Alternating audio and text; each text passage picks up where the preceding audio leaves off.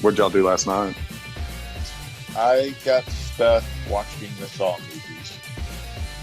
Oh. I don't know why I did this to myself, but Friday night I started watching the Saw movies, and I skipped 1 and 2 because I've seen them a couple of times. And 3 I'd seen, but I kind of forgot, so I just kind of fast forwarded to the end and watched the end of it so I could remember the storyline. But these movies progressively get worse and worse to the point that they're damn near unwatchable. But you're so far into it that it's like, okay, well, I'll just watch the last one now. So I'm halfway through Jigsaw, which is the last one, and then I can go back to living a normal, happy life. No, I don't think so. No, I don't think you can do that, Greg. After you've force-fed yourself the Saw movies for no reason other than my own. Yeah, I mean, no one put a gun to my head and said, "Watch these crappy movies." Mm-hmm. Yeah, that's one of those things that just snowballs, and well, you never come back from it. Well, they took the first movie was a good thriller. And then they took that and they turned it into torture porn. Yeah. And then added such a convoluted storyline to it that it was like they had to up themselves at the end of every movie. Yeah. What can we do to make this more ridiculous than the last storyline? Yeah. Well, and I watched the first film, and I didn't think that was, that's not horror to me. I mean, there's a few jump scares, but like you said, torture porn. It's gore. Torture porn. Yeah. It doesn't scare me to see somebody get hacked up and slashed up and have blood splatter everywhere when I know, and you've set the roadmap for me to know that it's coming. Like when the chainsaw doesn't just come out of nowhere, it's the dude that spends 5 minutes walking up to you and starts carving into you. That's not scary because I know it's coming. Well, they're not intended to be scary. They're not horror movies. Yeah, they're meant to be thrillers, but only the first one succeeds in that. You know what is in my opinion? What's that? Lighthouse. Yep. It's on my short list. So. That was a really good horror movie. Yeah, certainly leaves you feeling disturbed. So I invented a new drink last night. Oh, here we go. Necessity was the mother of invention. I made a new cocktail that was enjoyable.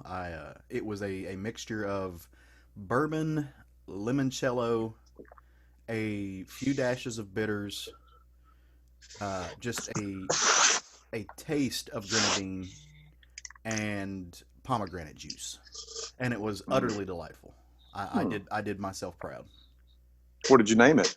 I haven't named it yet. I don't know. Oh, you named it the Caleb. No, I won't allow that. That's too easy. No, I'll figure something out for it. But I haven't named it yet. But it was delightful. It was light on the taste.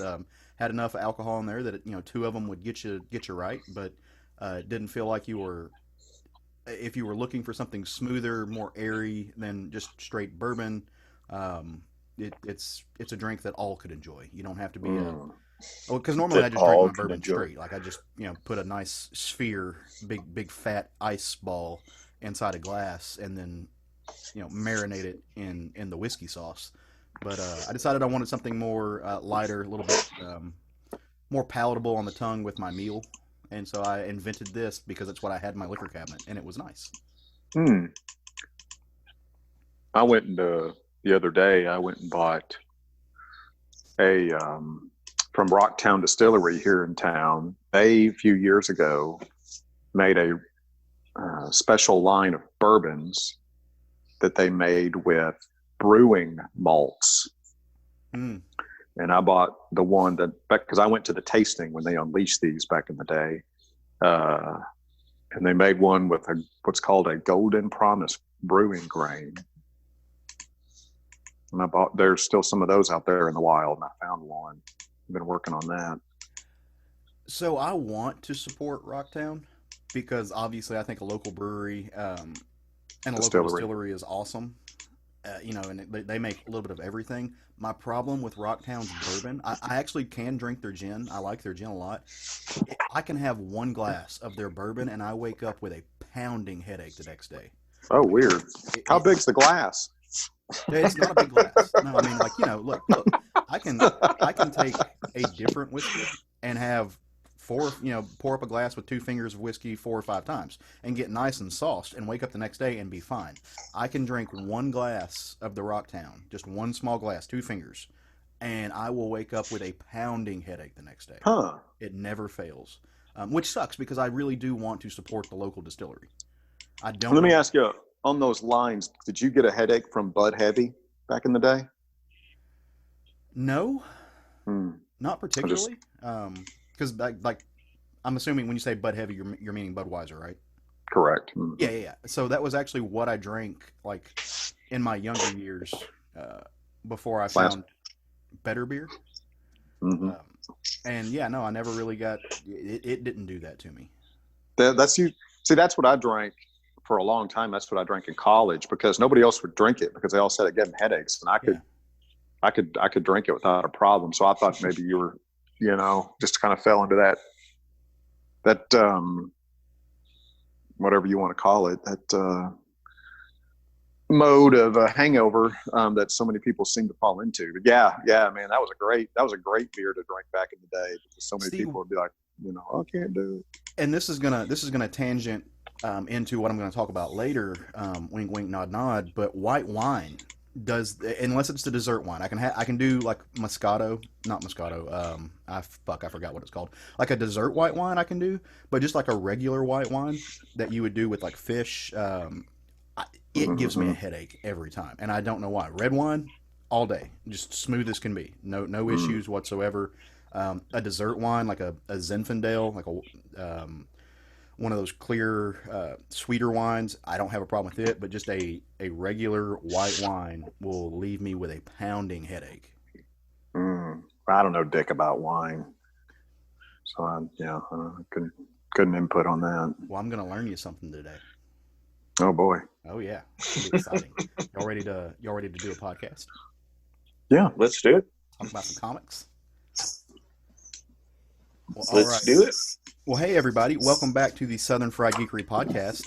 If you have been tuned in, you know that we've been just chit-chatting, getting a little caught up on each other's lives because we are still in our respective sequestration stations. This is episode 124, and as always, I am Caleb Alexander McKenzie. Matt Trogdon. And I'm Craig Lance. And well, I feel bad. We really didn't, Craig didn't get on the alcohol conversation. Craig, what is your drink of choice? If I'm gonna drink, it's usually gonna be vodka and soda. Nice. Yeah, that's usually what I drink. Now, do you do soda or do you tonic water? I do soda water. Soda water? Yeah. Yeah. I am not so experienced that I really know the difference in soda water and tonic water. But Tonic's got a little bit of a taste to it, and soda water does not. I feel like it makes soda me feel water is fancy just carbonated. I feel fancy if I can ask those questions. So yeah, that's what I'll drink, or sometimes maybe a little bit of juice with my vodka. But I usually drink vodka as my drink of choice. Nice. Yeah, the darker alcohols almost always make me sick, headache or otherwise. Well, that's unfortunate. Well, I mean, tequila doesn't, but whiskeys and bourbons do. Mm. Oh, that sucks. Yeah, it is what it is. But not if you like your vodka. I do like my vodka. Okay, so. Well, have you guys been getting a whole lot read this week? I know Craig put up a huge stack of the funny books that he's been reading on our Facebook page, which it's a little group that we have. If you're new to the show, if you want to join us there, it's Southern Fried Geekery on the Facebook. You should check that out. It also, by some miracle, I don't know how it happened, it ended up getting posted on our Instagram page as well. It got put out there in the world, which is at SFG Podcast on Instagram and Twitter. You can find us there. So nice. I know Craig's been reading a ton. Matt, have you been mowing through some stuff? I've been flipping back and forth between 2 books. I'll read one for a while, put it down, and pick up the other one.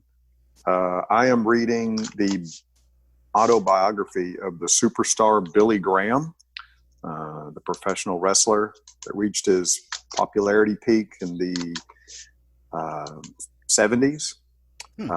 One of which that wrestlers like Hulk Hogan mimicked during his popularity, his whole shtick of the flexing, the ripping of the shirts, and the flamboyant dressing. Mm-hmm. People like him and Jesse Ventura, they all got their shtick from the superstar Billy Graham.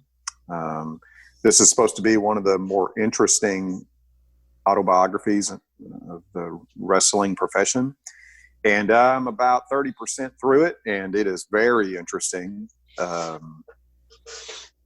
So I'm reading that, and then I'll put it down and pick up book 1 of Planetary by Warren Ellis and John Cassidy.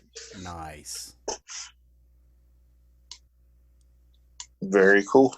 I love that. John Cassidy can lay some pencils down. Let me tell you. Oh, for sure. And his layouts are just, whew. Yeah. Dude does good work, man. What was the last thing that he did that was new?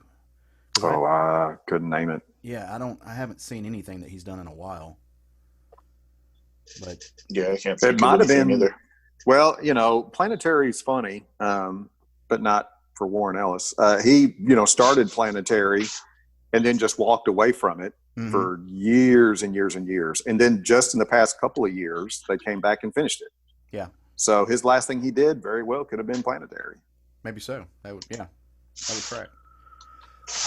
I love what that book did in taking just issue after issue, giving a nod to everything from pop culture. Like I love these comics that serve as like the writer and the artist's love letter to pop culture.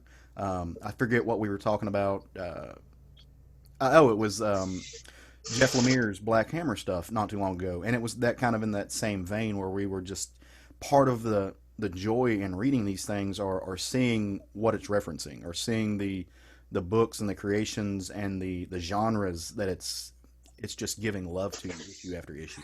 Yeah, some people would say this is a nod. Some people would say this is a headbutt. Fair. Good times. Very well could be a headbutt. So, well, I've been kind of doing something similar to what Matt's been doing. I've been reading 2 series that are fairly long series. So if you've been following me on Instagram, you've seen me posting some stuff on my page from Mind Management, which is the Matt Kent book. That's just really, really incredibly weird, but awesome at the same time. It's this, nothing is on the same plane. Like the story is working on like 4 different levels. Matt Kent is basically playing 3D chess with a spy story. Almost like this Inception-like universe, but not quite. I shouldn't compare it to Inception, because he's not playing with dreams as much as he's playing with reality and people's understanding of reality, and it's incredible.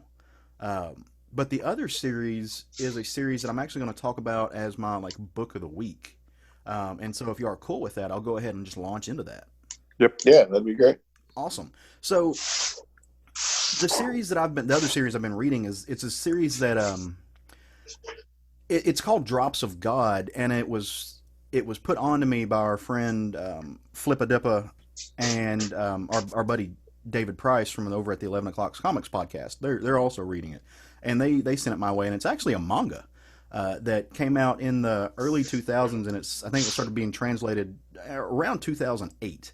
And when we were talking about alcohol earlier and the different beverages and stuff that we made up, and we were talking about wine, and I said it was going to tangent. Well, this is where it gets in at, because the Drops of God is actually a reference to wine.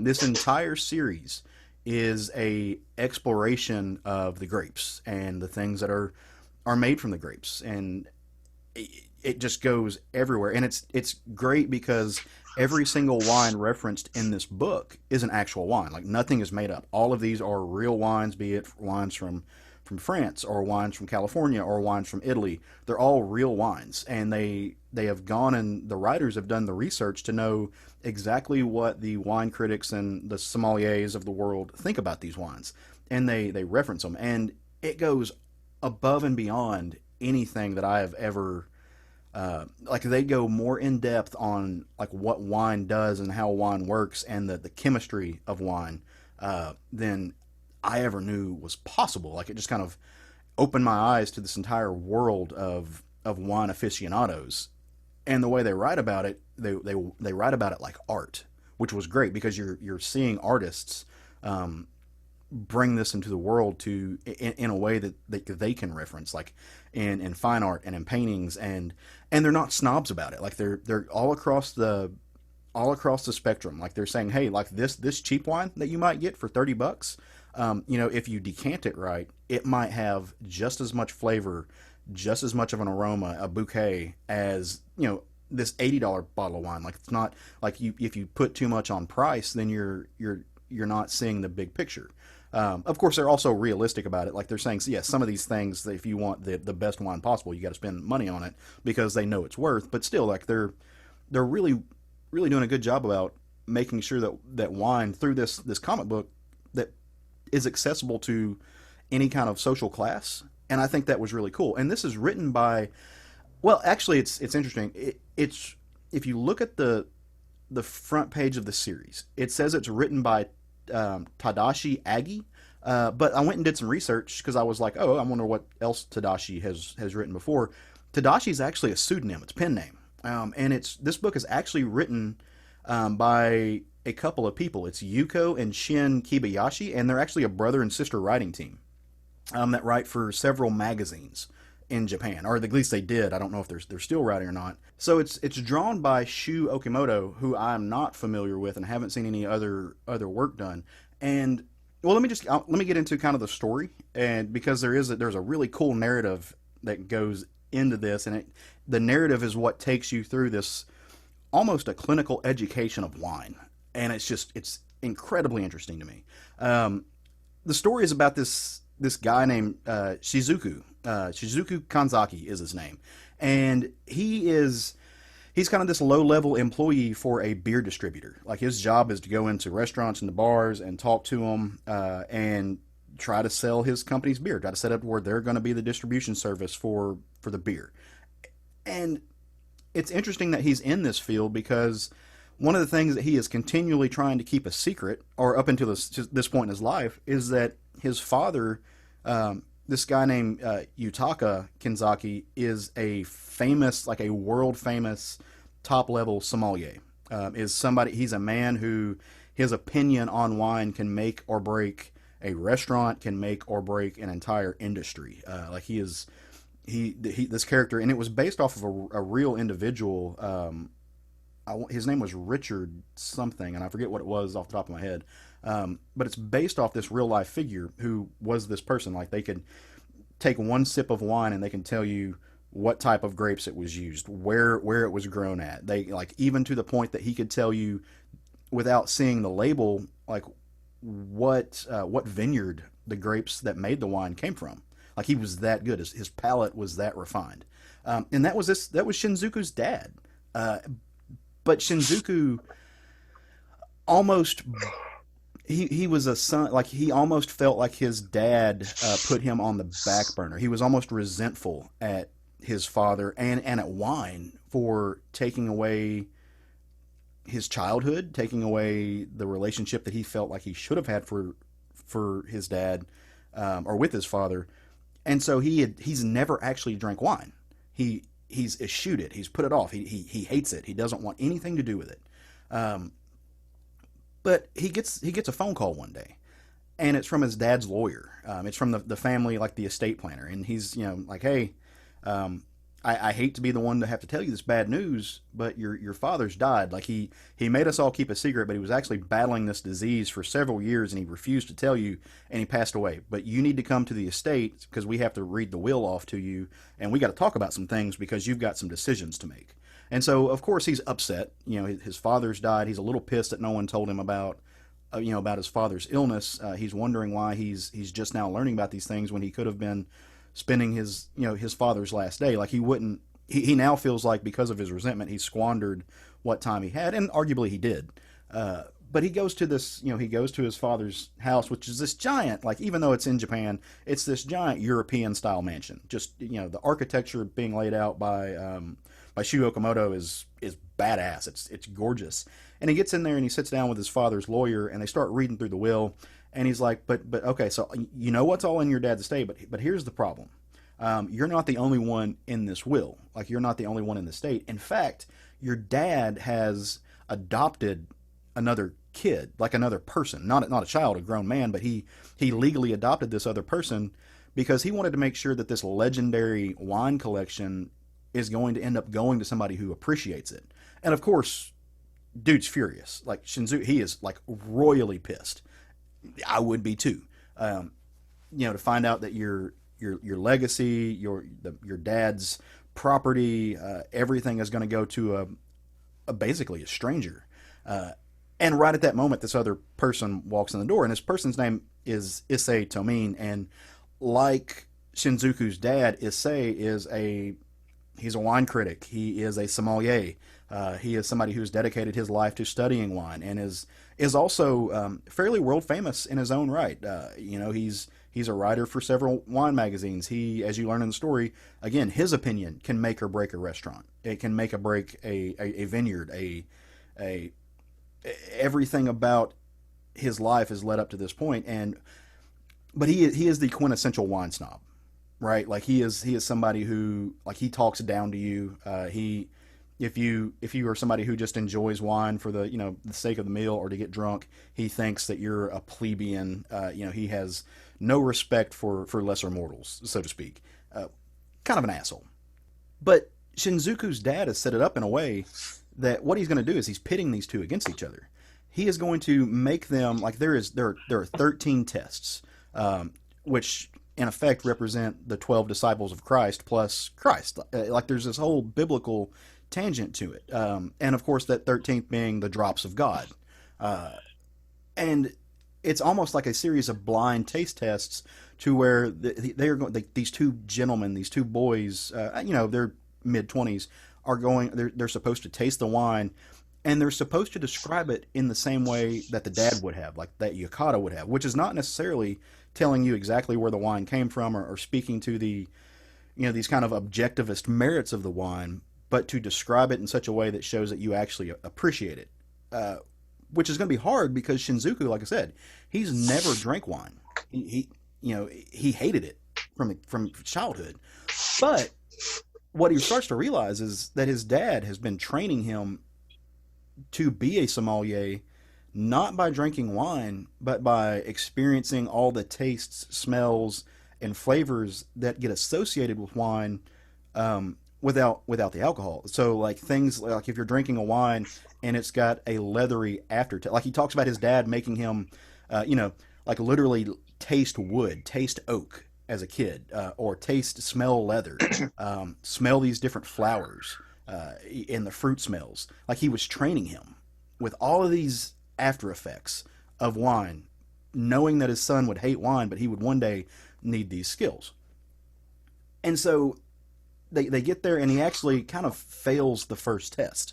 Of course, I won't say he fails it. So he needs time. So as the lawyer sets up this blind taste test, he asks for a week to go figure out where he knows this wine from, because he tastes it and he can remember it. And he actually in his head, he sees this visage of a painting of a woman. I want to say it's the first one, of a woman standing alone in a garden. And like in a painting, you can see emotion, just like we see them in our sequential art. So he sees this in his head, but he needs a week to go figure out where he knows this from.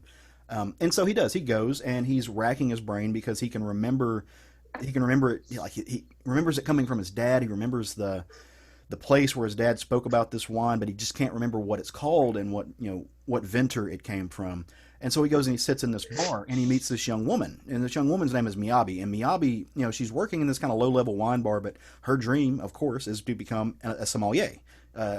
And she's been studying, and she knows the clinics of it. Like she is somebody who she reads all the books, but she hasn't had a lot of like world experience. So you can read about all these expensive wines, and you can read about the differences in one Cabernet Sauvignon grown in a more acidic soil than another Cab grown in less acidic soil, more of a base soil. But she hasn't experienced it, and so as they start talking, they realize that they have this connection, and that there's a friendship, possibly a love interest that's going to develop here. But they hit it off, and they're going to team up. They are going to become kind of this tag team duo that is going to get Shinjuku through this test, and in doing so is going to actually bring him closer to his father than he ever was in real life. It's going to bring him closer to having a relationship with the thing and understand his dad in a way that he was never either allowed to or allowed himself to in reality. And it's also going to open his eyes up to a world that his father knew and loved, and his father had values in. He's going to meet all of these old friends of his dad's in these interesting places, in these interesting ways. And I'm not going to say so because I really think that if you should go read this, because it is unlike anything that I've ever read before. And I think it's probably unlike most things that our listeners have ever read before. For like one section, there's this one scene where he goes and he's looking for a wine that meets these certain standards that he has to know, and he gets sent to meet a very famous wine critic, somebody who is like a wine expert. And he gets there, and all it is that like he gets to where he's supposed to go, and there's nobody's there, but there's this kind of unsheltered guy living in a box in the bushes. And so he just starts talking to this dude, thinking that he's not going to be able to find what he's looking for. And what he realizes is this guy that's living in his box is the guy he's looking for. It's like an amazing, like world-renowned wine critic who is living in poverty because he saves every shekel he can get to spend on, and he's not a wino, but he saves every shekel he can get to spend on these legendary wines that he just wants to taste. And he was actually a friend of Yukata, of Shinjuku's dad.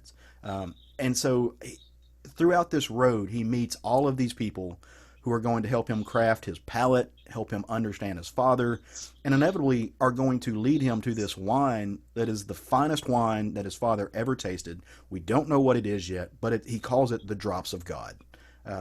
It is a beautiful story. The layouts and the paintings in this. So I think last week I mentioned, while we were talking about graphic novels, the book My Favorite Thing Is Monsters. Yeah. One of the things I love about that book, Emil Ferris draws these famous paintings, and she does it in pen and ink to match the My Favorite Thing Is Monsters book. But she draws these famous paintings that you can see at the Museum of Art in Chicago.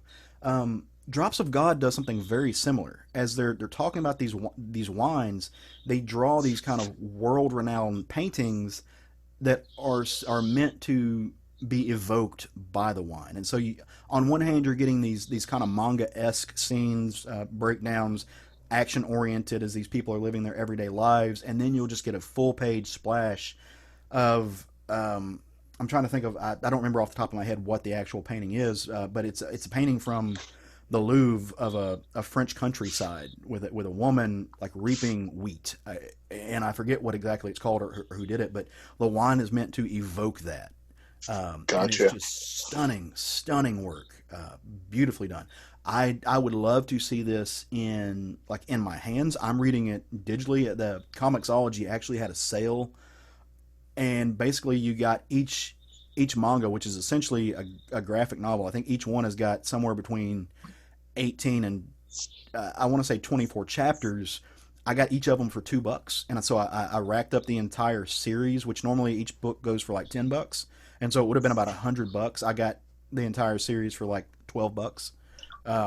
So I'm reading this digitally and going through, but I just again, shout out to Flippa and Dap for putting me on this, because it really is one of my favorite things that I've read in a long time, because it's so inherently different, and it speaks about something in a way that I think only comics can speak about a thing with the visual element and allow you to sit with the page, but comics don't do nearly enough. So I love this series, and I can't wait to see where it goes.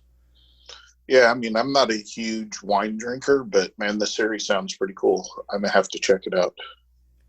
Yeah, and that's the thing is, I don't think you have to be a serious wine drinker. Like you can, like, Right. so I mean, I'm just a casual wine drinker. Like I'm not gonna lie. Since reading this book, I'm like tilting my glass to the side and holding it to the light to see the rose hues, and I'm swirling it to see how fast it evaporates to tell the viscosity of the wine. All of that pretentious bullshit, right? Like you don't need to do that though, because the book lays this out in kind of a grassroots, down to earth level, where really it's just a kid, a young man who's trying to find his way in life, making friends, and trying to figure out his dad. And I think all of us can relate to that on some point, right? Like, it doesn't matter Yeah. if you had an amazing relationship to your father or a no relationship at all or somewhere in between. I think all of us go through a point where we try to figure out our parents. We try to figure out who our parents were, outside of the parent child relationship, where we have to figure out the human being that our parents were. Something you said that I found interesting was that his father could have just left him the wine, Right. right? But instead, he teaches him how to taste it without tasting it so that he can win this contest to get the wine, Mm-hmm. because he knew that he would need that someday later in life. And it's like, well, I mean, that's kind of cool, but he could have just left him the wine. No, right. It's, and on some level, it's a complete dick move, right? Like Yeah. no doubt about it whatsoever. But I think also it was, so I don't have kids, but I know that sometimes my dad would try to teach me how to do something by like actually teaching me how to do that thing. And we all think our parents are stupid and we don't want to listen. I learned more from my dad through tangential things than I did him actively teaching me how to do a project. Does that make sense? Oh, yeah. I mean, for sure, I understand what the father was doing in this Yeah. case. It's just that it was a little bit of a dick move. Oh, totally. No, totally. What do you expect from somebody who is from this? That's standard operating procedure in parenting, as far as I can tell. Being a dick, yeah. Yeah. Yeah. But it was, it was a way to circumvent his son's expectations for the narrative of the story. So like it's Yeah. just, it's interesting, and you're kind of learning about the character of Yutaka at the same time the main character is like Shinjuku, because Yutaka's dead. Like Yutaka's never alive in the Right. story. But as the narrative progresses on, you're also learning about this father figure. And you learn a lot about Issei as well, like the guy who's kind of the foil, for Shizuku, who you're supposed to see as kind of this villain. Like they don't make him a mustache twirler, and I think that's cool. He's just a guy who's kind of existing and who has utterly no, like imagine you're an NBA player or you're somebody who loves basketball who wants to be an NBA star, and you look up to Michael Jordan as being the greatest of all time, and then you have to meet his son, who is this guy, and I don't know if this is true in real life, I'm just using this as an analogy. You meet his son, who does not give one solid shit about basketball, who loathes basketball, who doesn't want to pick up a basketball, and you're like, dude, you had the greatest mind for the sport at your disposal and you squandered it. Like that's the way that Issei looks at Shinjuku. Like he's jealous. Yeah. I mean, that makes a lot of sense. Yeah, and but the story could have very easily just made him an asshole, but he's not. I mean, he is. Right. He's a pretentious. Again, there's a lot of pretentiousness when it goes into these. It's wine tasting. Yeah, very pricey, almost high end art kind of world, but he also is a human. Like, and on some Right. level, he's watching Shinjuku develop, and he starts to respect him a little bit. And I think that was cool. Like the story has these really neat, really human layers, about people that I think we can all latch onto, even if you don't give, one semblance of a shit about the the terroir, or whatever it's called, the flavor that the dirt gives the grape that gives the wine, which it dedicates a lot of time to. Like, it teaches you the Right. mechanics and the language of wine. But even if you don't care about that, like, this book gives you a great injection of humanity, and I kind of have Huh. deeply fallen in love with it. Have either of you ever done a wine tasting at a vineyard before? No. I've done a few. Yeah. Yeah. Stephanie and I did when we were on our honeymoon. We went to California, so we stopped at a vineyard and did one. What we learned is that we really don't like a whole lot of wines. I'm not a wine drinker, but I've done several wine tasting at vineyards. Did a tour through Sonoma, and it was interesting to learn how much soil plays a part in how the wine turns out. You obviously assume the what strand of grape is obviously going to take, but Right. the soil itself playing such a dramatic role in that, and also what the wine is aged in. One of the things that stands out in my mind is one of these vineyards we went to aged some of their wine in a large concrete egg. And it gave the wine a very unique flavor. And it was one of my favorites, frankly. But yeah, it was interesting, and Maynard from the band Tool, a lot of people don't know, he is now a vineyard owner. Really? And he owns a vineyard. Yeah, and most interestingly, he owns a vineyard in Arizona, which surprises a lot of people. It's like wine can be, made in Arizona. Grapes can grow in Arizona. So his wine has a very, very unique flavor on the market simply because those grapes are grown in Arizona. Very interesting how, climate and all of that changes. Yeah.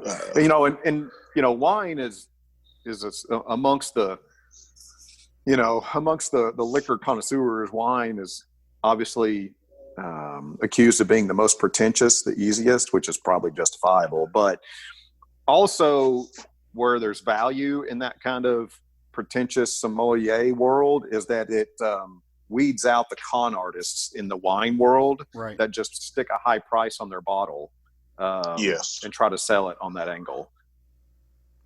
No, so there's definitely value in that as well.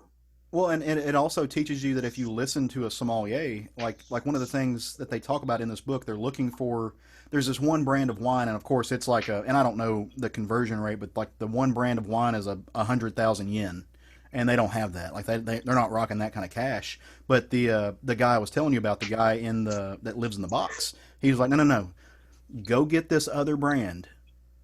It is like a 40,000 yen or 4,000 yen or something like that. Incredibly cheaper yen. Go get that, because let me tell you a secret. The grapes were grown in the same vineyard, harvested at the same time, and created, like the wine was created in the same way. They were just given to there was a drought that year, and these grapes were given to this other vintner by this famous vineyard because they were going to go under, and the vineyard owner, it was a charitable act. So he gave them this, and it's literally the same wine with a different label, and it's like 1/10 of the price. And that's like, it's the same wine. And so he sends them to get that, and it's, yeah, exactly what you're saying. It teaches you to look past the price tag and the label to see the value in the wine. And I think the same is true. And actually, I thought about Matt when I was reading this book, because both Matt and I, if you listen to the show, we both love things like whiskey and coffee. And I think the same thing, these same craft elements, is true of both whiskey and coffee. Like how the whiskey is distilled, how the bourbon is distilled, makes the taste. Like Maker's Mark tastes different than Knob Creek. And it's just where it comes from and the type of water that's used. Coffee that's grown. Well, it's also, the grain, Right. the grain mix is drastically different between those two. Yeah, absolutely. Coffee. A coffee that's grown in South America is going to taste amazingly different than a coffee that's grown in the Caribbean or a coffee that's grown in Africa. So I realize it's because I'm a geek. It's the same thing that I look at comics. I love to see the different styles in the art. but I like seeing the differences in these things. One of my favorite wines right now is this brand, and I'm not getting any money for them for saying this, but if they want to, they can send me a check. There's a brand of Cabernet Sauvignon called Augment, and it's aged in oak bourbon barrels. So the vineyard actually gets these bourbon barrels, and I don't know what distillery they get them from, but they use it to age their wine, and so you get kind of this smoky, um, almost tart flavor that has a bourbon taste in your wine. Like it's like the chemistry of it all is fascinating to me. Yeah, I mean, it really is. There's a science to it. It's not just, an alcohol. There's Right. definitely science to it. Well, it's interesting about making alcohol, whether it be beer, wine, or spirits, is it's a combination of science and art because you're dealing with living things, and there's an Right. art to that because there's a certain amount of it that's unpredictable. Right. You can set up the best platform for things to turn out a certain way, but it's always going to vary because these are living things. That's why Yeah, what for what if your grapes in that whiskey, year come out of... No, go that's ahead. yeah. I'm sorry. Well, and the best example of that is in whiskey, and how any given bottle of Jack Daniel's Number 7 is a blend of many different barrels. Mm-hmm. Well, it's because each barrel varies, even though they came from the same batch. Right. And that's why you pay up for a bottle of single barrel, because occasionally one barrel comes out and it's nailed. And it's not because there's a variance in talent. It's because there's a variance in organisms that make up these beverages. Right. Right. So, What I was going to say, for wine is the grapes. You may just have a batch of grapes that are tart instead of sweet. yeah. And that's going to change the entire flavor of your wine. Well, and literally how many grapes you leave on the cluster, like how many clusters of grapes you leave on the vine, apparently that affects it. I had no idea. Like, so you get a more concentrated fruit if you like literally cut off all the other, like you let 2 or 3 clusters grow versus 10 clusters, like it, and that changes, and that's how you get some of these top tier wine houses. Just in that alone, I'm, like I said, just fascinated by the science of it. I love it. Yeah, it's very cool. It's very interesting. As Matt said, the art and the science combined to make it just is fascinating. Yeah. Well, and I think Matt knows better than us all, because Matt and I, like, you used to actually brew your own beer and stuff, right? Yeah. For years I did. Sure did. Yeah. What was your So from scratch, just so anybody listening doesn't accuse me of using the kits you could buy at, any given store. No, I made mine from scratch, starting with raw grain, malted barley specifically. But yeah, I had a computer program that helped me build my recipes. Oh, nice. Yeah. Wow. I was a full on helpless beer nerd. Did you? And yeah, everything I drank, I overanalyzed. I made it a point not to be obnoxious and ruin it for other people when I was in a crowd. Except for the light beer. I always tried to ruin it for the light beer drinkers, and let them know that their beer was slowly neutering them. But other than that, I tried to play it cool. Now, well, number one, I think that's what makes people like us is we find something that we enjoy and then we overanalyze it to the point that it's ridiculous. Roger accuses me of that all the time. He's like, "Why can't you just like something? Why do you have to go and find out all these things about it?" And I know Craig does the same thing, and I know Matt does the same thing. Well, that's part of that's what makes it. That's to me. Yes, it's overanalyzation, but you enjoy it even though all the much more when you do so. Oh, for me anyway. Did you have a favorite style of beer that you like to brew? Favorite style that I liked to brew. Well, there's 2 different ways to answer that. I had a favorite style I like to drink, and then I had a favorite style I like to brew. The favorite style I like to brew were stouts because they were so easy. But the favorite that I like to drink that I brewed were IPAs. Okay.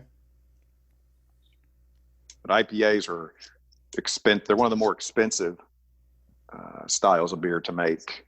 But yeah. interesting things, all of it. Well, Craig, what have you been reading this week, brother?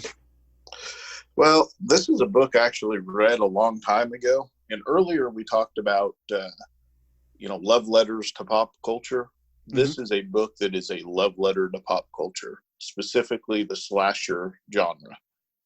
And it's also a good Mother's Day story because it has a daughter and her story of her loving mom, we'll say. It's a love letter to murder and a good mom story. It's not a good mom story. This book that I'm talking about is Hack Slash #1 by Image Comics, written by Tim Seeley, drawn by Emily Stone, colored by Courtney Villa, and letters by Brian Crowley. So the background on this story is you have Cassie Hack, who is a slasher hunter. She goes around, she lives in a world where slashers actually exist, and she goes around hunting them and killing them. And if you're asking what a slasher is, it's exactly as their name implies. They are the Jason Voorhees, the Michael Myers, the Leatherfaces of the world, and they're very real and they're very hard to kill. So this book starts with Cassie strapped to a chair being held captive by a slasher. This particular slasher was a professor who has removed his own skin and has been killing his students because they quote unquote told lies about him. And he's trying to get to the deeper meaning of things. And the way to do that is to remove their skin. And some of them he has to remove all the way to the bone to get to the deeper meaning of their life. So he wants to hear Cassie's story and what made her who she is. Why is she out doing the things she's doing? What makes someone want to go hunt slashers? And so the first thing he asks her is who her mom is. And so it does this flashback scene where it goes back to Cassie being a preteen and she's being picked on by some boys in school, basically because her mom is the lunch lady at school. And, hey, could you have anything more uncool than your mom is the lunch lady at your school? Probably not. But so she's getting picked on, and it kind of keeps going back and forth between her and the slasher, and then back and forth in her time. But then it goes to the day that she finds out that her mom is actually the quote lunch lady, the slasher who kills kids and cooks them at the schools. And she's taken the cops, called the police, taken them to the school to turn her mom in, get her mom captured. And rather than being captured or killed, the lunch lady drowns herself in a pot of boiling soup. See, I told you it was a good Mother's Day story. How has that not ever happened in real life? Don't you know? Can you imagine how many lunch ladies want to murder these children? I mean, it's amazing that's never occurred. Exactly. On one hand, though, I think the daughter, she was given an opportunity and she just passed it up. If you have the inside man inside the lunchroom and you can get all the extra rolls and stuff to trade at lunch for the good food, you can profit from that.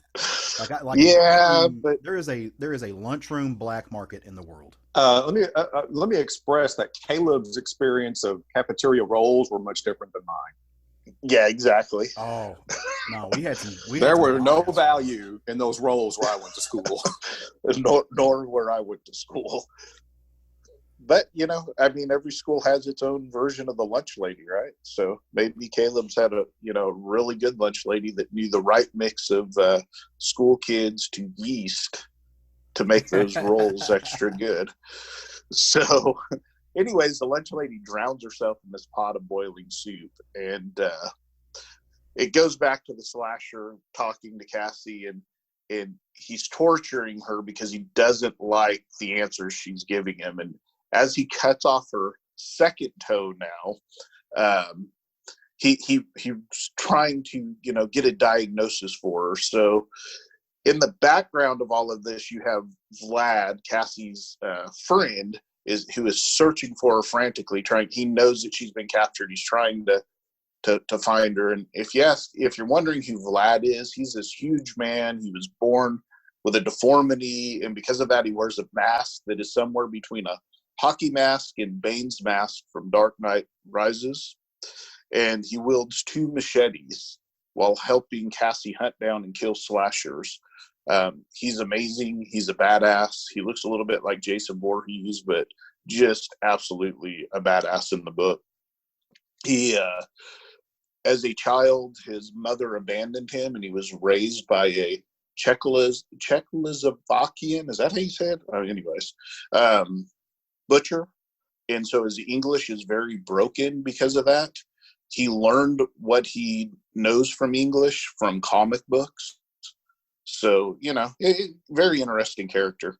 So just as the slashers had about enough of Cassie's crap and is going to kill her, Vlad bursts through the wall and cuts off both arms off of the slasher. Cassie then throws him out the window of the building they're in, where presumably falls to his death. And then it goes to, Vlad takes Cassie out and they go back to their hotel room, and Cassie just breaks down crying in Vlad's arms. To be continued, ... So this book, it is what it is. It's a love letter to slasher movies. It's a goth chick running around killing slashers. The art and the colors in this book are actually very, very good. It's not hyper detailed, but it doesn't have to be in a story like this. It's just fun, gore, and violence. Really enjoy this book. You can find it in / Omnibus Volume 2, because Volume 1 is all the short stories that in one-shots that were released leading up to the ongoing.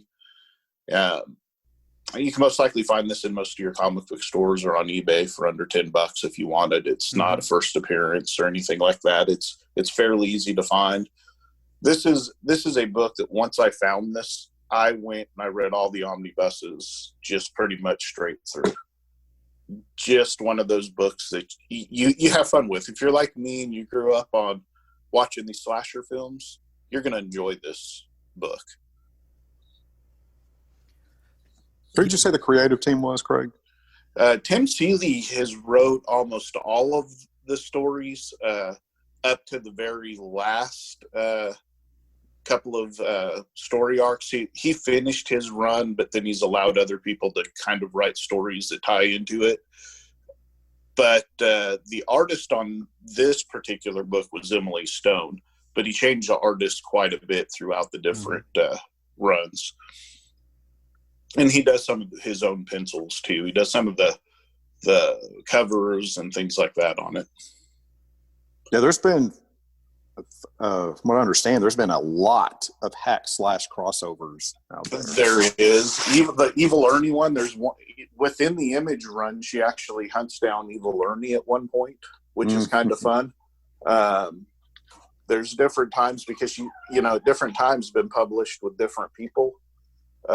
Mostly with Image, but currently there's 6 omnibus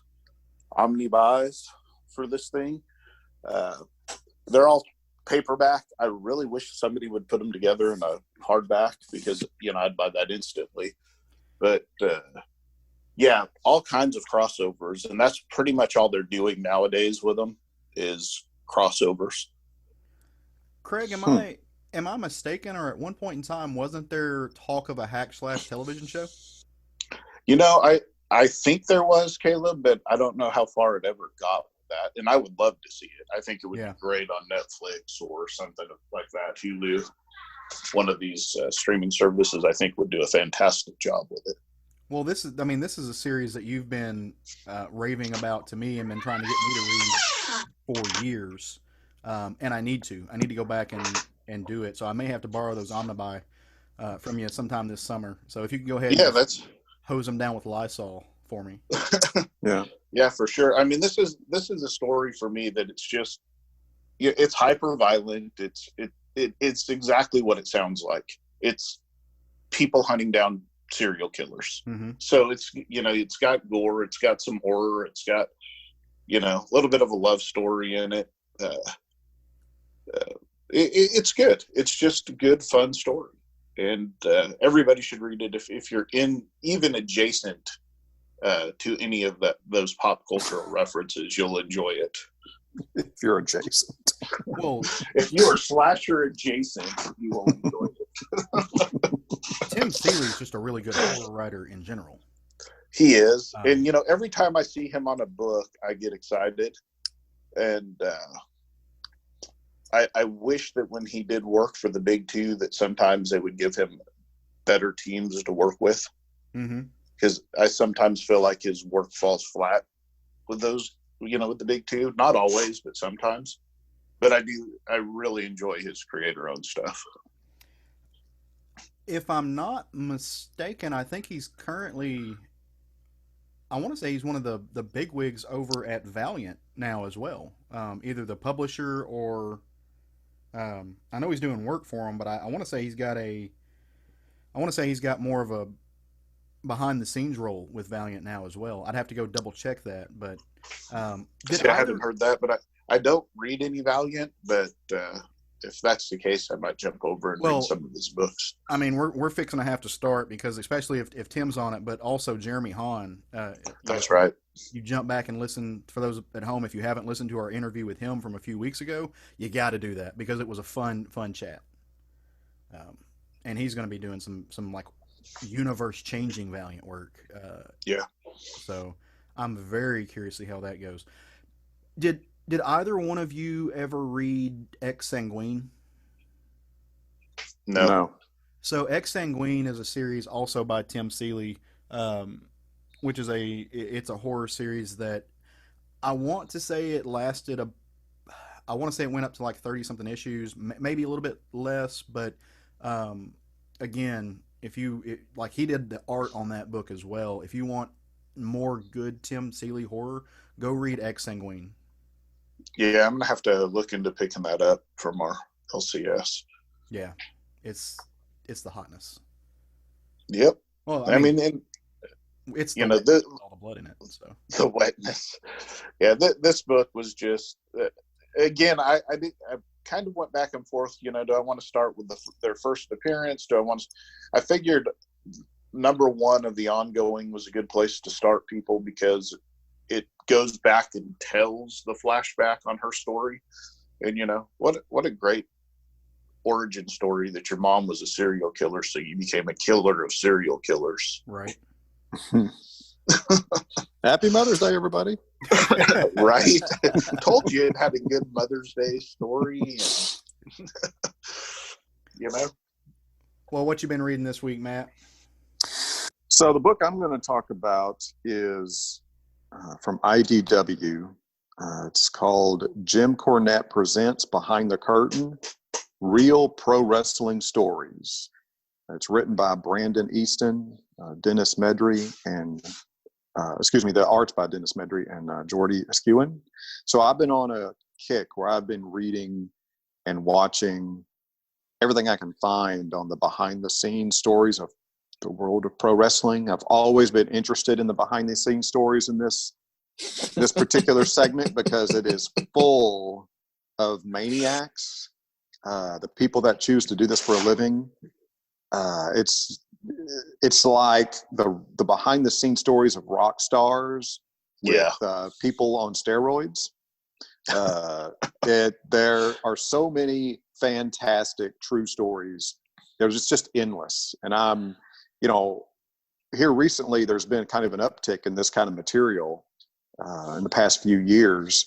So I'm just digging into it. So this is one of the things that Kapow and Sherwood recommended that I pick up, and I did, and I loved this book. This is just a OGN. It's a collection of short stories of true pro wrestling stories throughout the years.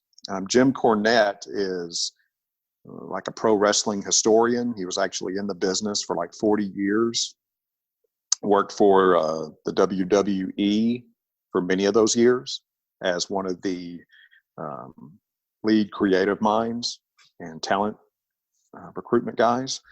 So he has seen a lot, and what he hasn't seen and been involved with directly, he has collected a lot of material documenting a lot of the behind the scenes stuff. So this story, I'm going to talk about one of the stories in this book.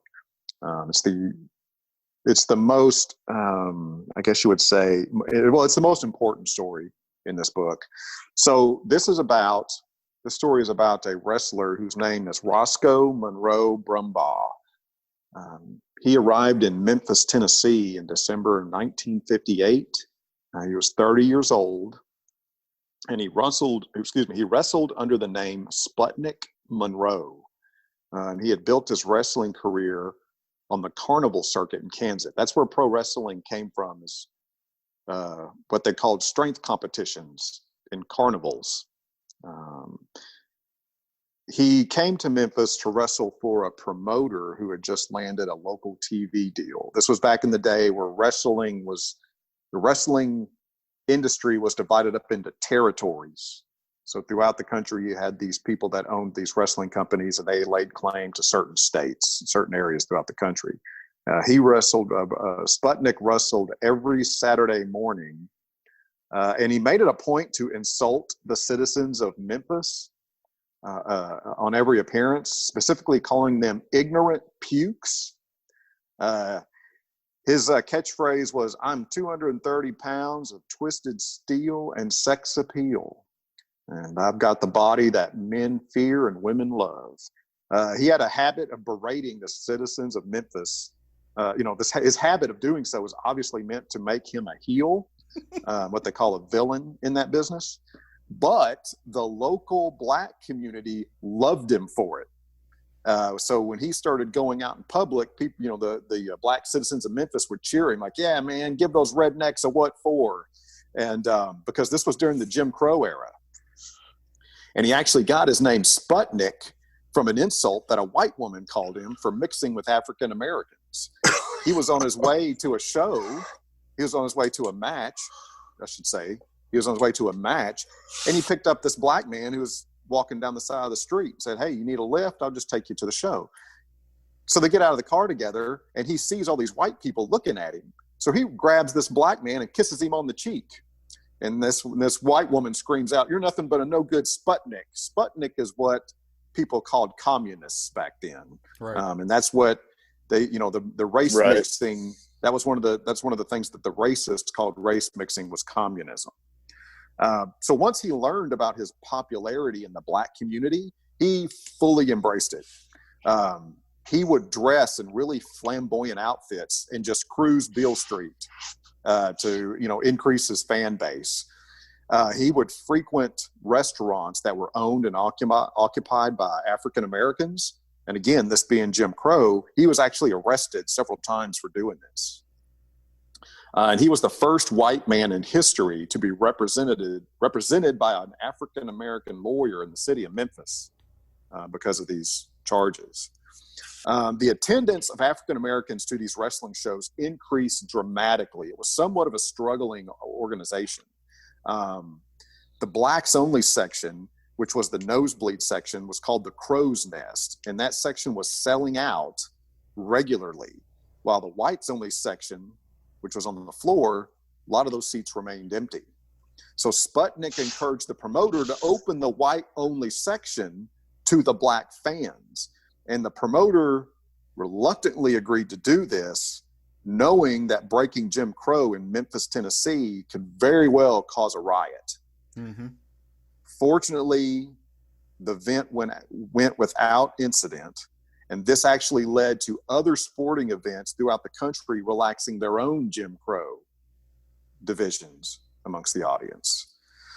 His popularity actually reached levels which led people to debate who was the actual king of Memphis, him, Sputnik, or Elvis. Wow. So many years later, while Sputnik is out with friends, an elderly woman shuffles up to him. As she approaches him, she begins to cry. And she says, "I used to live in Memphis when they used to make us sit up in those buzzard seats. And you're the one that got him to change all that." And Sputnik's friends who were there and witnessed this said it was the only time they had ever seen him cry.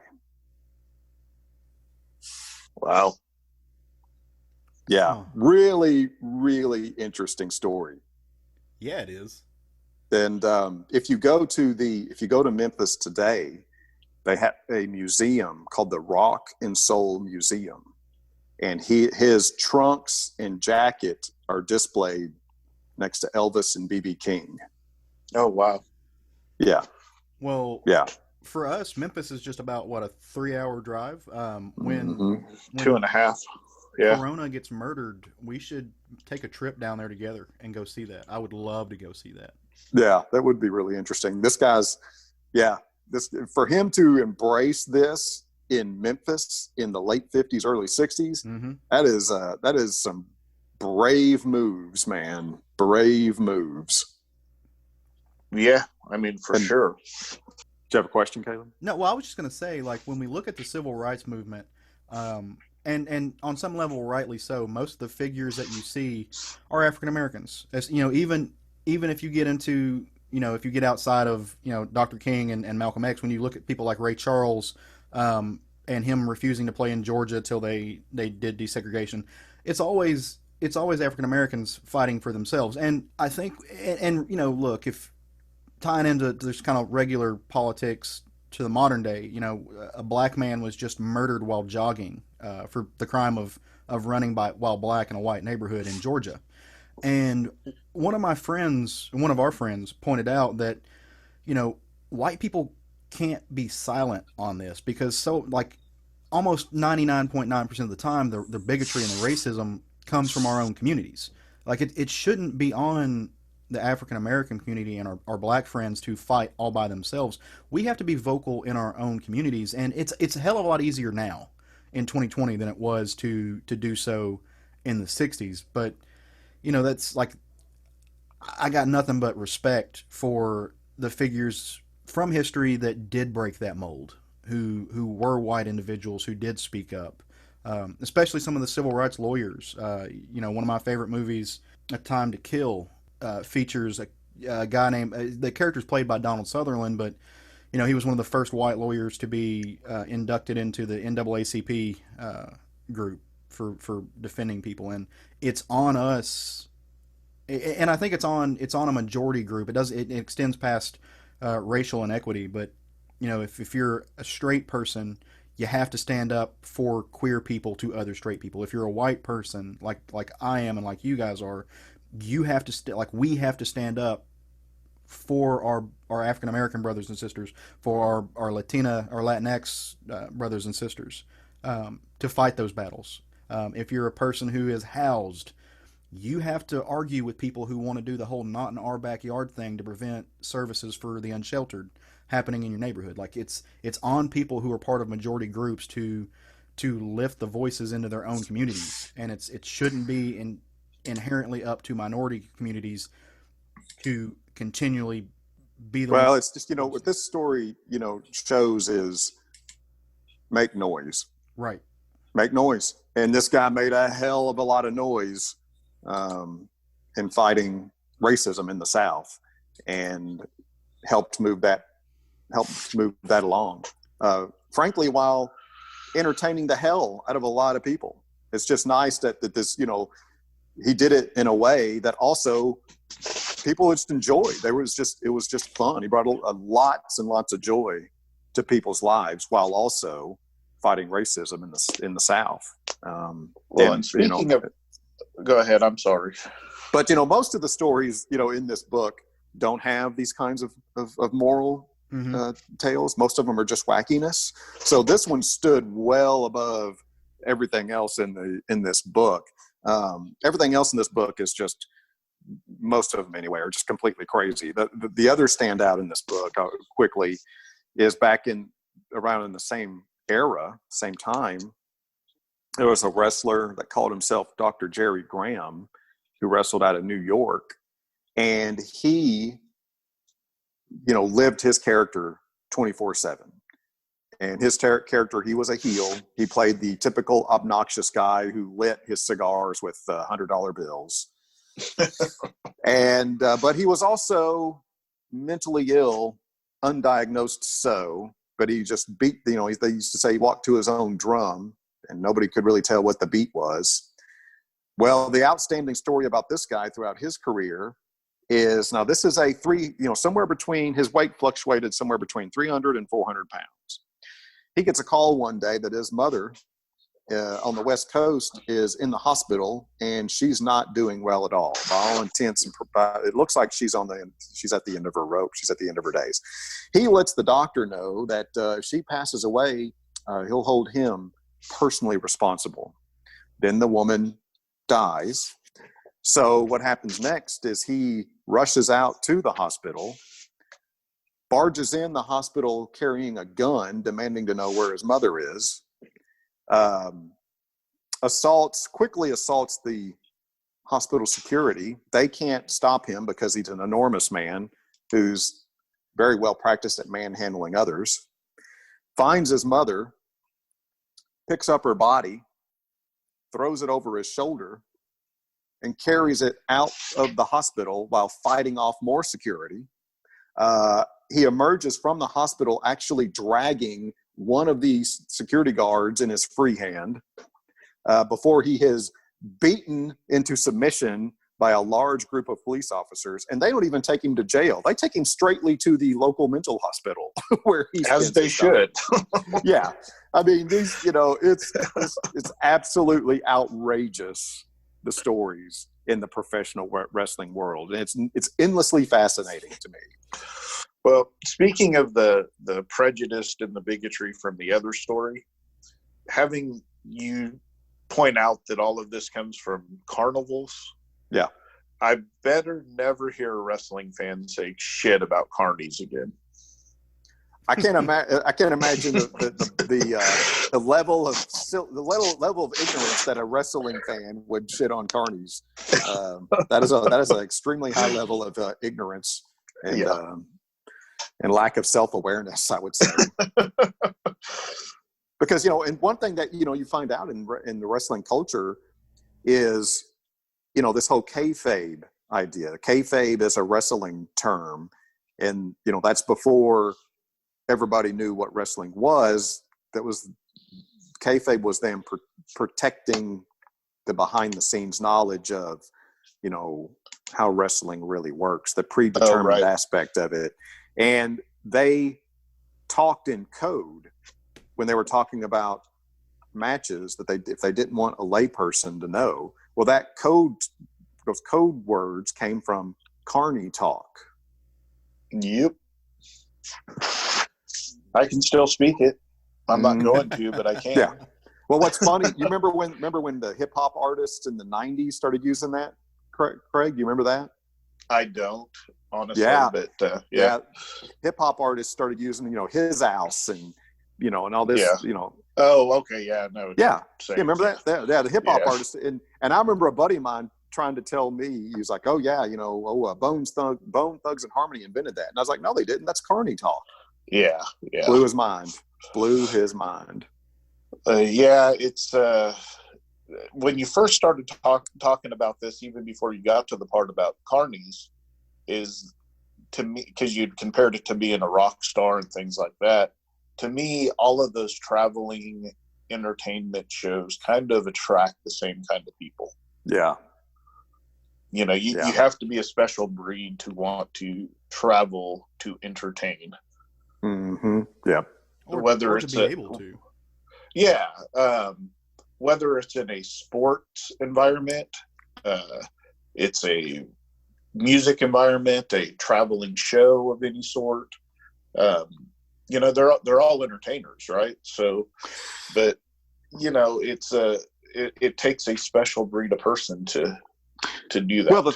Well, the thing about pro wrestling is you're on the road more than any of those other things you named. Mm-hmm. I mean, you're on the road. You live on the road. Yeah, you're always gone. Yeah, you don't have a home, really. Yeah. Yeah.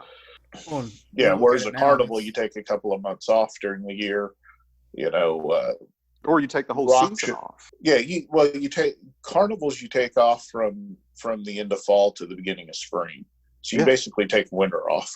Mm-hmm. The rock stars, they travel when they have a new album coming out.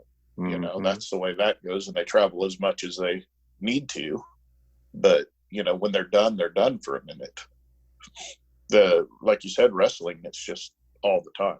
One of the things with that also goes into the fact that there's a larger conversation being had right now about the fact that, I don't know if unionizing is the correct word, but the amount of time that these people spend on the road and the amount of time that these folks, get hurt, and the toll that everything takes on their body, and the fact that the company like WWE treats them as independent contractors and doesn't provide them with any sort of like health care. They have to provide their own. And often they have to provide their own, gas money and ways to get across the country.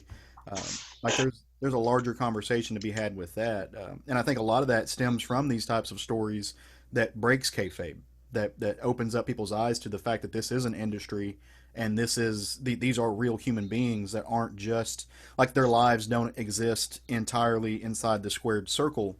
And I think folks like Mick Foley did a really good job of opening like fandom and the audience's eyes to some of the real tolls that like being on the road 50 weeks out of the year has on these people's bodies and on these people's families and stuff like that. It's just kind of, it's interesting how these guys destroy their bodies, right, in their wrestling career. I mean, it is incredible. I mean, of course, there's so many of them that die young. So many of them that die young. And it's gotten to where it's incredible to hear about one of these guys living into their late 60s, early 70s. Because you're like, how do they get around? How do they walk? Because they annihilate themselves doing this. And at the same time, they're totally addicted to it. They're totally addicted to it. And that's why, if you watch the Mickey Rourke movie, The Wrestler, oh my gosh, that movie's wonderful, and it illustrates that so clearly. One of Mickey's best roles, also, if you're a cinemaphile. That movie's so good. Yeah, I've never watched it, but I guess I should put it on my list. Yeah. Oh. Well, Darren Aronofsky, that director, he likes apparently one of his favorite themes are people that are compelled to do something to their own detriment. Yes. Because he made 2 movies back to back that were basically the same theme, The Wrestler and Black Swan. If you have not seen either one of those movies, watch it. Black Swan is excellent. And I was, I had to be coerced into watching that movie because it's about ballet. I'm like, well, what am I going to watch about? Well, it's not about ballet. Have either one of you seen Black Swan? I have not. Yeah, I have. And if somebody had have walked up to me and said, "Hey, I bet you $50 that Matt Trogdon has watched Black Swan," I would have lost $50. I was going to say. It both surprises and makes me incredibly happy to know that you have watched that movie. Yeah. Well, after watching The Wrestler, I'm like, okay, I'm gonna check out some more what this guy does. And that was the next movie he came out with, and I watched it immediately. And yeah, very, very good. Everything about both of those movies, all the craft of it, from the acting to the cinematography to the wardrobes, everything is just impeccable. Well, it's just what I appreciated the most is the way he captured the psychology of the characters. And that's why it still burns me up that we never got to see his Batman Year One movie. Oh, right. Yeah. He was signed to do Batman Year One. Can you imagine? He'd have been perfect for that. It's never too late, I don't think. Yeah. Unless he's still alive, right? Oh yeah, he's a young guy. Okay, yeah, I thought so. I wanted to make sure. So before we get into some of the stuff that we're going to recommend that folks check out for this next week, kind of a sad note, something I kind of feel like we have to mention, just because we're part of the comics world. Richard Sala passed away. As we're recording this, I think it passed away yesterday, so it would have been a Saturday. Richard he's a cartoonist. Most of his work he did with Fantagraphics, some really incredible work. His kind of genre was blended in mystery and horror. I'd never met the man, but by all accounts, he seems like he was a good cartoonist and a great person. Like everybody I've heard send their condolences out to his family, his loved ones, his friends, his fans have just spoke incredibly highly of him. He's somebody who I've enjoyed his work, and so it's sad. There's a lot of loss happening right now. Some of it related to COVID, which I actually with Mr. Sala, I haven't seen that it's been attributed to COVID, but he was only 63, so some things kind of point that way, but we don't know for sure, so I don't want to make that statement. It could have been, it might not have been, but he was a young man. He still had a lot of time left. Also, yesterday, for those of you who are music fans, like I know that all of us here at SFG are huge music fans. Little Richard passed away at the age of 90. I think he was 93. No, I think he was younger than that. 80. He was in maybe 80 something. Yeah. He was up there. He lived a good long life.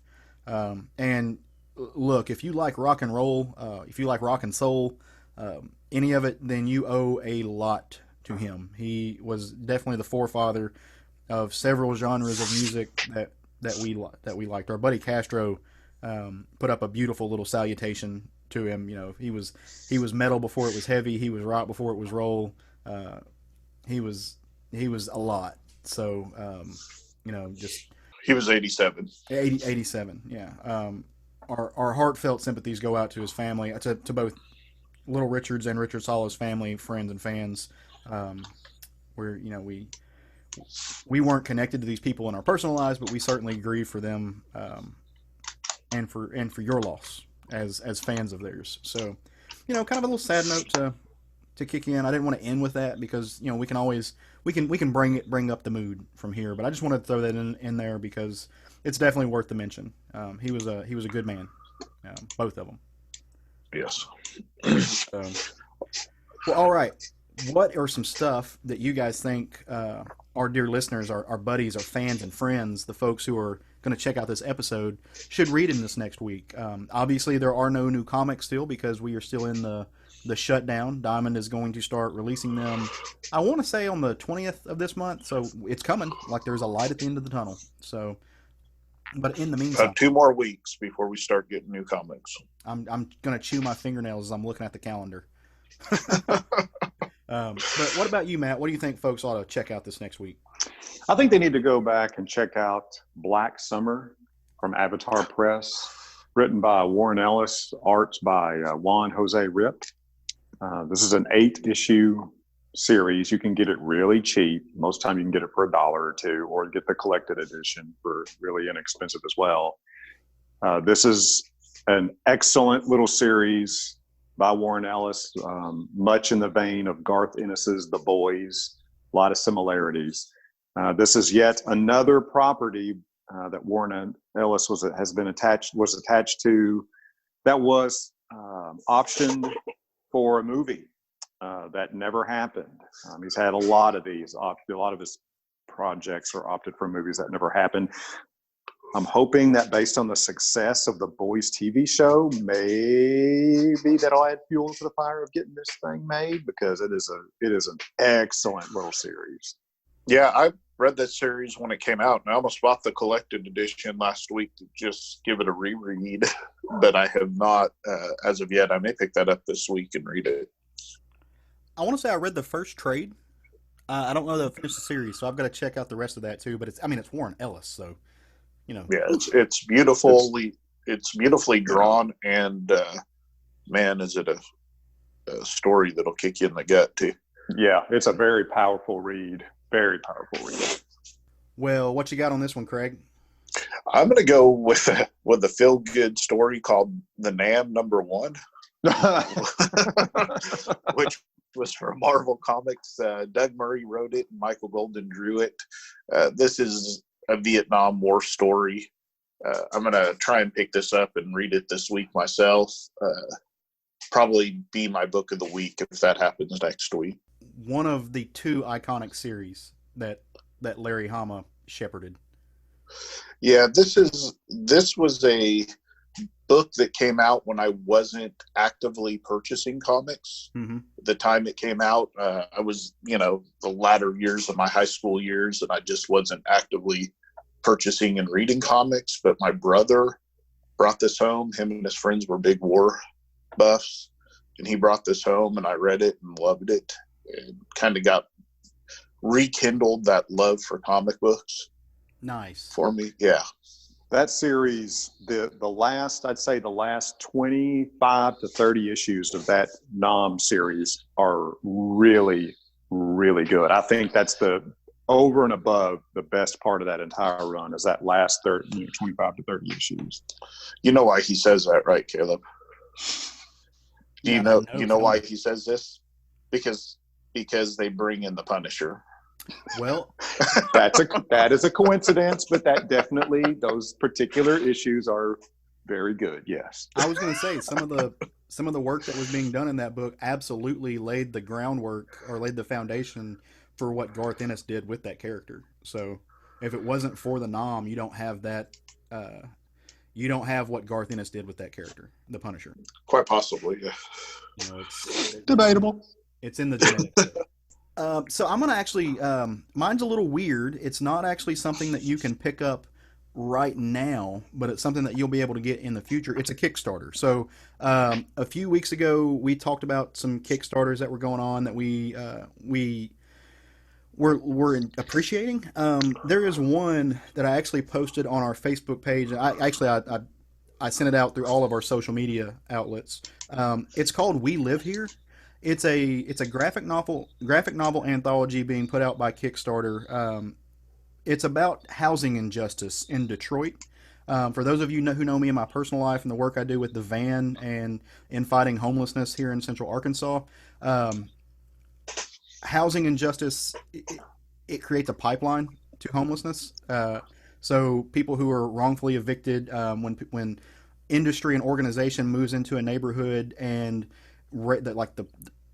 they price out people who have lived in those neighborhoods and in those buildings for their entire lives, and they have nowhere else to go, and they can't afford to go anywhere else, and they end up on the street. That's a real thing, and that's affected people that I hold very dear to my heart. This anthology is being put out and propagated by Jeffrey Wilson and Bambi Kramer, so shout out to them. But it just kind of tells the stories of these people who are often overlooked and undervalued in society, who are really forced with an impossible choice, and they're put in terrible situations for what is arguably, not the people who are causing this are not quote unquote evil. They're looking at neighborhoods which are slums. They're largely run down, and they're trying to revitalize the neighborhood. They're trying to bring industry. They're trying to raise the stature of those neighborhoods, but they're doing it in a way that really does harm people if you're not careful, if you don't do it in the right way. And so this book is going to tell those stories. So that's what I think you should do in this next week. If you I know money's tight for a lot of people, especially those of you who have been laid off or furloughed because of COVID and because of the shutdown and everything. But if you've got $5, a little extra stuff, send it over to this Kickstarter. And like I said, I posted the link. It's on our Facebook page. I posted it on my personal page as well. But if you got a little scratch, send it over. They'll send you a PDF of the finished copy. I know where they've met their goals, so they're working on stretch goals right now. And part of their stretch goals is to, at least for what it looks like, is to add more stories, to be able to tell more stories, to be able to give more perspective, and hopefully funnel some money or funnel some benefactors to nonprofit organizations that help the folks that need help based on this. This is a culmination of about 5 years of work with poverty and housing discrimination and housing law in Detroit. So, because it's kind of connected to something I do, I'm kind of fascinated by it. And I love that it got fully backed and that we're going to get some more of it because it's for a great cause. And it's going to really shine some light on some stuff that needs to be brought out into the world and tell some stories that needs the attention, that deserves the attention. So go check that out. It's called We Live Here, a graphic novel about Detroit housing justice. So, and that's all I got this week, guys. Very cool. We got anything else that needs to be talked about? Another Kickstarter that's out there is Charles Soule and Ryan Brown have put together their omnibus for curse words, and you can get that now on Kickstarter. Nice. Yeah, so that's kind of cool. I did that. So very cool. Yeah. There's a lot of I like now that I've gotten on there. I kind of like perusing Kickstarter because it's neat to see what all's on there. So, well, if we don't have anything else that we want to chit chat about, if we're ready to kind of wrap this up, as I said, we've got our Facebook page. Go join that group. We love to have you. We're all the time talking about stuff. There's a lot of voices in there. You might make a new friend. There's nothing wrong with that. You can find us on Instagram and Twitter. We're at SFG Podcast on both of those. If you got any questions, comments, concerns, if you got anything you want to bring to our attention, maybe you want to yell at us for something we got wrong when we were talking about wine and whiskey and coffee. Maybe we just completely sounded like plebeians and Neanderthals, and you want to school us and correct us on those things. Direct those to Matt, but I'll send them to him, and you can do that, southernfriedgeekery@gmail.com. I say that because Matt will yell at you back, and that'll just be fun for me to watch. But we love you all. We really do. We appreciate you for taking time out of your life to hopefully listen to this podcast. And from our perspective, we hope it brings some lightness, some levity, some enjoyment to your life. We know things are hard right now. If you want to do us a super, super solid, go on however you downloaded this podcast, if it's iTunes especially, and give us a rating and review. Give us a couple stars. Leave a comment. Let us know how we're doing. It not only helps us kind of see how we're doing and maybe what we need to work on or what we're missing, but it also lets people who are looking for a new comics podcast know that we're something worth listening to. And so it'll help us on their algorithms that moves us up and suggests us, and it really does work. And so we would appreciate that, not only for the gratification that it gives us, but also for what it can do to help spread this podcast. We do it for free for you guys. It costs us a little bit of scratch, but we do it because we love it, and we hope you do too. So if nothing further, stay safe, wash your hands. Happy Mother's Day to all of you folks out there, whether you gave birth to us or you adopted us or you're a mom by choice. We appreciate you, and go forth and love some comics. Woo!